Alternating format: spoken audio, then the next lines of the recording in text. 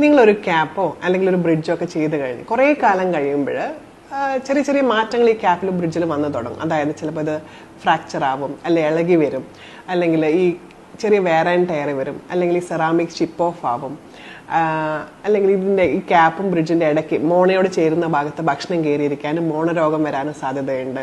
അല്ലെ എപ്പോഴും ഭക്ഷണം കയറിയിരുന്ന ഫൗൾ സ്മെല്ല് വരാൻ സാധ്യത, അല്ലെങ്കിൽ അകത്തിരിക്കുന്ന പല്ലിൽ സെക്കൻഡറി കേരീസ്, അതായത് ക്യാപ്പിൻ്റെ അകത്ത് ഉള്ള പല്ലിലേക്ക് ഇതിനിടയ്ക്ക് കൂടെ ഭക്ഷണം കയറി പിന്നെയും കേട് വരുന്ന സെക്കൻഡറി കേരീസ് വരിക, അല്ലെങ്കിൽ അവിടെ പുളിപ്പ് ബുദ്ധിമുട്ടും വരുന്നത്, ഇങ്ങനെയൊക്കെ വരാനുള്ള സാധ്യതകളുണ്ട് കുറേ നാൾ കഴിയുമ്പോഴും. അപ്പോൾ ഡെഫിനറ്റ്ലി നിങ്ങൾ ഇങ്ങനത്തെ എന്തെങ്കിലും സിംറ്റംസ് പഴയ ക്യാപ്പ് ഇരുന്ന് കൊച്ചോണ്ടിരിക്കുന്നതിന് പകരം നമ്മൾ എപ്പോഴും വിചാരിക്കും പുറത്തുള്ള ക്യാപ്പ് കാണുമ്പോൾ അകത്തുള്ള പല്ലിന് ഒരു കുഴപ്പമില്ല എന്ന് വിചാരിക്കും. പക്ഷെ അങ്ങനെയല്ല.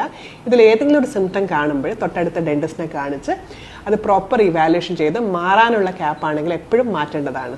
കാരണം ഒരിക്കലും ഫിക്സഡ് എന്ന് പറഞ്ഞാൽ ഒരിക്കലും ലൈഫ് ലോങ് അല്ല. അതിന് ഏതൊരു വായിൽ വെക്കുന്ന ഏതൊരു പ്രോസസ്സിന് ഒരു കാലാവധിയുണ്ട്. അതിപ്പോൾ ഡെഞ്ചേഴ്സ് ആവട്ടെ, ക്രൗൺസ് ആവട്ടെ, ബ്രിഡ്ജസ് ആവട്ടെ, ഒരു 10-15 വർഷം കഴിയുമ്പോൾ എപ്പോഴും മാറ്റി ചെയ്യുന്നത് അത്യാവശ്യമാണ്.